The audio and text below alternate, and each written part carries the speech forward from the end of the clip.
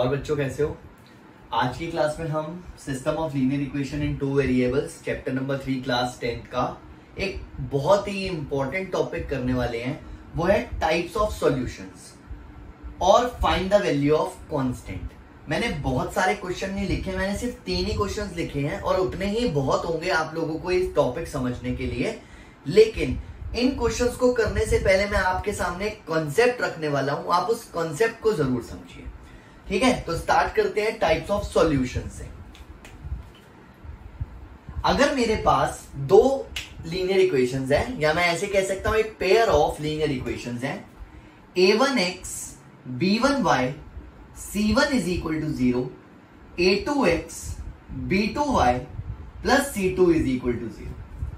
तो इनको सॉल्व करने के बाद किस टाइप का सॉल्यूशन आएगा वो आज की क्लास में हम पढ़ रहे हैं। तो there are 3 types of solutions. Types of solutions जो होते हैं वो 3 टाइप के होंगे। पहला यूनिक सॉल्यूशन, दूसरा नो सॉल्यूशन और तीसरा infinite many solutions.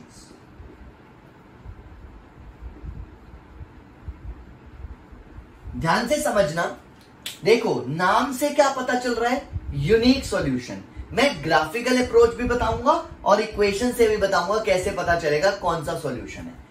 Unique solution का मतलब हुआ जब एक यूनिक आंसर हो, मतलब x और y की सिर्फ एक ही ऐसी वैल्यू हो जो ये दोनों इक्वेशंस को सेटिस्फाई कर रही हो, मतलब जिससे ये दोनों ही इक्वेशन सेटिस्फाई कर रही हो और एक यूनिक आंसर हो, तो वो होता है यूनिक सॉल्यूशन। अगर मैं ग्राफिकल रिप्रेजेंटेशन देखना चाहूं तो 2 इक्वेशंस के ग्राफ कुछ इस तरह से आप लोगों को दिखाई देंगे, मतलब कि एक पर्टिकुलर पॉइंट पर इंटरसेक्ट होते हुए दिखाई देंगे और ये जो पर्टिकुलर पॉइंट होता है ये इसका सॉल्यूशन होता है और इसे हम यूनिक सॉल्यूशन बोलते हैं कि एक ही सॉल्यूशन है। अगर मैं नो सॉल्यूशन की बात करूं, इसका मतलब कोई भी ऐसा कॉमन पॉइंट नहीं है जो इन दोनों इक्वेशंस को सेटिस्फाई कर रहा हो। याद रखना, सॉल्यूशन वो होता है जो दोनों इक्वेशंस को सेटिस्फाई कर रहा हो। तो अगर हम नो सॉल्यूशन का ग्राफ बनाने पर आए, ये यूनिक सॉल्यूशन का ग्राफ मैंने बताया, अगर हम नो सॉल्यूशन का ग्राफ बनाने पर आए, नो सॉल्यूशन, तो इसका मतलब कोई भी ऐसा पॉइंट नहीं होगा जो इन दोनों इक्वेशन को सेटिस्फाई कर रहा हो। इसका साफ साफ सा मतलब है कि 2 पैरेलल लाइंस बनेंगी जो कहीं पर इंटरसेक्ट ही नहीं होंगी, और अगर दोनों लाइंस कहीं पर इंटरसेक्ट ही नहीं हो रही तो इसका मतलब कोई सॉल्यूशन भी नहीं है। और इनफाइनाइट मैनी सॉल्यूशन का मतलब क्या हुआ? इनफाइनाइट मैनी सॉल्यूशन का मतलब हुआ कि जब आप पहली लाइन ड्रॉ करोगे तो मान लो ये 3 पॉइंट आ रहे हैं, और दूसरी लाइन जब ड्रॉ करोगे तो मान लो ये 3 पॉइंट आ रहे हैं। तो इसका मतलब क्या हुआ कि लाइंस जो हैं वो कोइंसिडेंट होंगी, मतलब एक ही पॉइंट लाइन जो है वो दूसरे के ऊपर आ रही है, एक लाइन जो है वो दूसरे लाइन के ऊपर ही आ रही है, मतलब एक ही लाइन बन रही है, दैट्स इट। तो इसका मतलब there are so many points, infinite numbers of points जहां पर ये दोनों इक्वेशन सेटिस्फाई कर रही होंगी, मतलब बहुत सारे ऐसे पॉइंट्स आ रहे होंगे, इसीलिए इसको बोला जाता है इनफाइनाइट मेनी सॉल्यूशंस। तो ये मैंने ग्राफिकल पॉइंट ऑफ व्यू से आप लोगों के सामने रखा कि हमें कैसे पता चलेगा कौन सा सॉल्यूशन क्या है। ठीक है, अगर हम ग्राफिकल पॉइंट ऑफ व्यू से ना देखें, हमें देखना है कि ये 2 इक्वेशन का सॉल्यूशन जो है वो यूनिक है, तो कैसे पता चलेगा? बहुत ही सिंपल सा तरीका होता है, वो मैं अब आपके सामने रखता हूं। अगर हम इक्वेशन से चेक करना चाहें तो भी बहुत आसान है। देखो कोफिशिएंट्स का ही खेल है सारा। a1 upon a2 is not equal to b1 upon b2, तो वो यूनिक सॉल्यूशन होता है। जब a1 upon a2 is not equal to b1 upon b2 आ जाए तो मतलब यूनिक सॉल्यूशन होता है। इसमें हमें c1 c2 को देखने की जरूरत ही नहीं है। लेकिन जब a1 अपॉन a2 और b1 अपॉन b2 इक्वल आ रहे हैं लेकिन c1 अपॉन c2 इक्वल नहीं है, तो ये नो सॉल्यूशन का केस होता है। और तीसरा a1 upon a2, b1 upon b2, c1 upon c2 तीनों ही इक्वल आ जाए तो इनफाइनाइट मेनी सॉल्यूशंस होते हैं, इसको ध्यान में रखना है। ठीक है, तो ये बहुत बहुत इंपॉर्टेंट पॉइंट है यूनिक सॉल्यूशन, नो सॉल्यूशन और इनफाइनाइट सॉल्यूशन इक्वेशन से कैसे पता चलेंगे, उसके लिए हम इस चीज को ध्यान में रखेंगे और इसी पर्टिकुलर चीज का यूज होगा इन क्वेश्चंस को सॉल्व करने के लिए जो मैं आगे करने वाला हूं। आगे बढ़ने से पहले एक और चीज बता देता हूं, जो ये नो सॉल्यूशन होता है हम इसको इनकंसिस्टेंट सॉल्यूशन भी बोलते हैं, इनकंसिस्टेंट सॉल्यूशन। और यूनिक सॉल्यूशन और इनफाइनाइट मेनी सॉल्यूशंस दोनों को ही कंसिस्टेंट सॉल्यूशंस बोलते हैं, कंसिस्टेंट सॉल्यूशंस, ये ध्यान रखना। तो कभी अगर बाई चांस यहां पर क्वेश्चन में हैव इनफाइनाइट सॉल्यूशंस की जगह पे हैव कंसिस्टेंट सॉल्यूशंस आ जाए तो ध्यान रखना कि हमें कैसे करना है। क्लियर हो गया? ये बहुत बहुत इंपॉर्टेंट पॉइंट है, इस चीज का ध्यान रखना है। तो हमेशा प्रॉब्लम तब आती है जब जैसे यहां मैंने लिखा फाइंड द वैल्यू ऑफ के फॉर नो सॉल्यूशन, क्वेश्चन आ गया फाइंड द वैल्यू ऑफ के if the equations have inconsistent solution. तो बच्चे कंफ्यूज हो जाते हैं कि ये क्या आ गया, तो इसीलिए मैंने आप लोगों के सामने रखा कि अगर इनकंसिस्टेंट होगा तो नो सॉल्यूशन है, कंसिस्टेंट होगा तो यूनिक भी हो सकता है और इनफाइनाइट भी हो सकता है, इस चीज का ध्यान रखना। कंसिस्टेंट के साथ यूनिक सॉल्यूशन वो मेंशन कर देगा अगर यूनिक सॉल्यूशन वाला केस होगा, क्वेश्चन में आपको कभी कंफ्यूज नहीं छोड़ेगा, तो इस चीज को आपने ध्यान रखना है। ठीक है, कभी ऐसे क्वेश्चन नहीं आता कि सिर्फ इनकंसिस्टेंट लिखा हुआ और बच्चा कंफ्यूज हो रहा है, वो यूनिक से भी कर सकता है, इनफाइनाइट से भी कर सकता है, ऐसी कभी सिचुएशन आने वाली नहीं होती एग्जाम में। क्लियर? अब हम क्वेश्चंस को सॉल्व करते हैं, आगे देखते हैं। सबसे पहले फर्स्ट क्वेश्चन पर आते हैं, सॉल्यूशन फर्स्ट क्वेश्चन का। इसमें लिखा फॉर व्हाट वैल्यू ऑफ के if these equations have infinite solutions. इसमें क्या लिखा है? फॉर व्हाट वैल्यू ऑफ के if these equations have infinite solutions. तो हमने क्या करना है, for infinite solutions, infinite solutions we have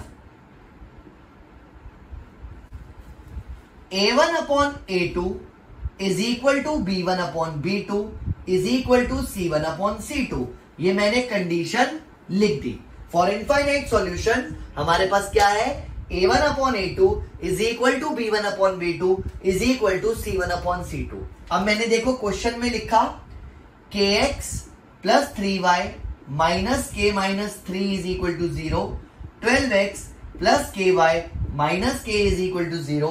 तो a1 upon a2 हो गया k upon 12, b1 upon b2 हो गया 3 upon k, c1 upon c2 हो गया माइनस k माइनस 3 और माइनस का k, जो माइनस से माइनस तो कट ही जाएगा। ये मैंने क्वेश्चन जान के लिए है, थोड़ा सा ध्यान रखना। जब हम फर्स्ट टू को इक्वल रखेंगे, इक्वेट करेंगे, तो देखो k square is equal to 36 आएगा, which means k is equal to plus minus 6 है। तो इसका मतलब पहले दोनों को रख के k की दो वैल्यूज निकल रही है, 6 भी हो सकती है माइनस 6 भी हो सकती है। अब मैं अगले दो को इक्वल रखता हूं, तो जब मैंने इन दोनों को इक्वल रखा तो 3k is equal to k square minus 3k, k square minus 6k is equal to 0, common लेकर k minus 6 is equal to 0 और एक k की वैल्यू 0 और एक k की वैल्यू 6 आ रही है। तो अब मुझे देखना है कि दोनों सिचुएशंस में कॉमन आंसर कौन सा है। तो कॉमन आंसर है k इज इक्वल टू 6। तो इसलिए for infinite solutions in equations में जो k की वैल्यू निकलेगी वो निकलेगी 6 और ये हमारा फाइनल आंसर होगा, ध्यान रखना। ठीक है, सेकेंड क्वेश्चन पर आते हैं, सॉल्यूशन 2।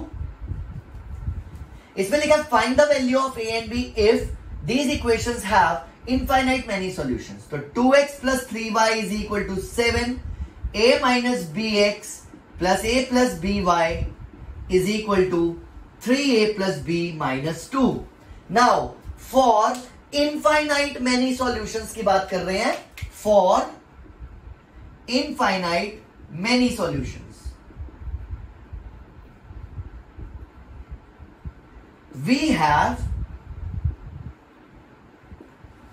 क्या कंडीशन थी, a1 upon a2 is equal to b1 upon b2 is equal to c1 upon c2, a1 upon a2 is equal to b1 upon b2 is equal to c1 upon c2।